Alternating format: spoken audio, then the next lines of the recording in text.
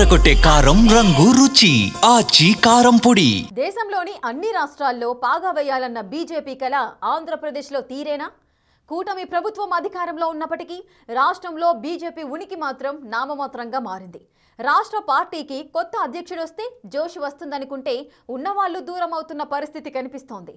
అసలు ఆ పార్టీకి క్యాడర్ ఉందా? ఉంటే ఏం చేస్తోంది అన్న ప్రశ్నలు తలెత్తుతున్నాయి. పదవులు పొందిన వారు బయట కనిపించడమే మానేస్తున్నారు. కొత్త ప్రెసిడెంట్ మాధవ్ వన్ మ్యాన్ షోతో ఉన్న కాస్త మంది సీనియర్లు పార్టీ కార్యక్రమాలకు దూరంగా ఉంటున్నారంట.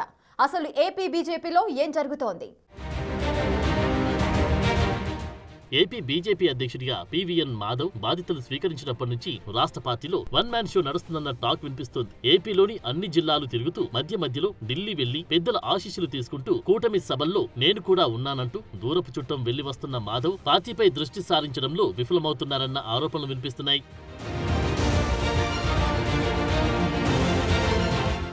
మాధవ్ పార్టీని గాడిలో పెట్టడంలో అంత పరిపక్వత చూపలేకపోతున్నారన్న విమర్శలు వస్తున్నాయి. మాధవ్ అధ్యక్షుడిగా వచ్చినప్పుడు కొత్త కమిటీలు వేగంగానే వేసేశారు. క్షేత్రస్థాయి నుంచి పార్టీని బలోపేతం చేసేలా కష్టపడి పనిచేయాలని సూచనలు చేశారు. ఇంకేముంది, పదవులు పొందిన వారు రేపటి నుంచి తమ తడాకా ఏంటో చూపిస్తామని ప్రగల్భాలు పలికారు. అయితే వారంతా ఇప్పటిదాకా కానరాకపోవడం ప్రస్తుతం చర్చనీయాంశమైంది.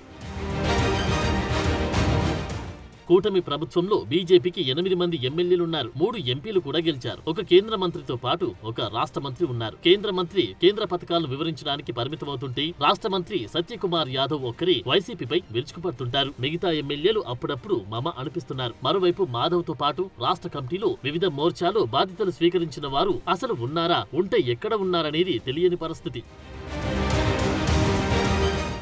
మాధవ్ వచ్చినప్పుడు మాత్రం ఆయన ముందు హడావిడి చేసేసి తర్వాత సొంత పనుల్లో పడిపోతున్నారన్న విమర్శలు వినిపిస్తున్నాయి. గతంలో అధ్యక్షులుగా పనిచేసిన సోము వీర్రాజు, పురంధేశ్వరి వంటి వారు పార్టీని లైన్ లో పెట్టడానికి ప్రయత్నించేవారు. పార్టీలో చురుకుగా లేని వారిని తమదైన స్టైల్లో హ్యాండిల్ చేసి పార్టీ కోసం పనిచేసేలా చేసేవారు. కానీ మాధవ్ మాత్రం కమాండింగ్ చేయలేకపోతున్నారని టాక్ నడుస్తోంది. ప్రత్యర్థి పార్టీల విమర్శలను తిప్పికొట్టడంలో సరియైన టీంను ఎంచుకోలేకపోయారన్న విమర్శలు వినిపిస్తున్నాయి. ప్రస్తుతం బీజేపీని తిట్టినా స్పందించే వారి పార్టీలో కరువయ్యారంటే రాష్ట్రంలో ఆ పార్టీ పరిస్థితి ఎలా ఉందో అర్థం చేసుకోవచ్చు. మరోవైపు మాధవ్ చుట్టూ భజన పరులు ఎక్కువై ఆహా ఓహో అని ఆకాశానికి ఎత్తుతూ ఉండడంతో బీజేపీ అధ్యక్షుడు మాధవ్ పార్టీని సరైన రీతిలో నడపలేకపోతున్నారన్న విమర్శలు వినిపిస్తున్నాయి. సీనియర్లను కలుపుకొని పోవడం లేదనేది కొందరి వాదన.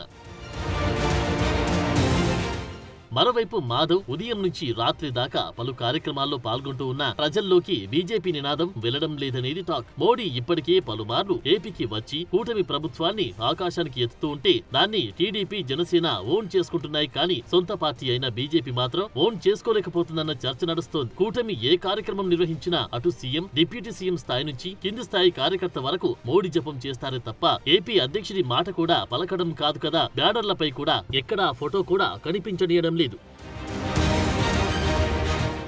ఇలాంటి పరిస్థితుల్లో బీజేపీ బలోపేతం కాదు కదా. అసలు దాని భవితవ్యం ఏంటి అని కార్యకర్తలు ఆందోళన చెందుతున్నారు. ఇప్పటికైనా పార్టీ గట్టెక్కాలంటే మాధవ్ ఖచ్చితంగా భజన పరులను దూరం పెట్టి కొన్ని కఠిన నిర్ణయాలు తీసుకుంటే తప్ప పార్టీ బలోపేతం కాదని సీనియర్లు అభిప్రాయపడుతున్నారు. చూడాలి, బీజేపీ స్టేట్ ప్రెసిడెంట్ అధ్యక్షుడు మాధవ్ ఇప్పటికైనా భజన పరుల భజనల నుంచి బయటపడి రియాలిటీలోకి వస్తారో లేదో.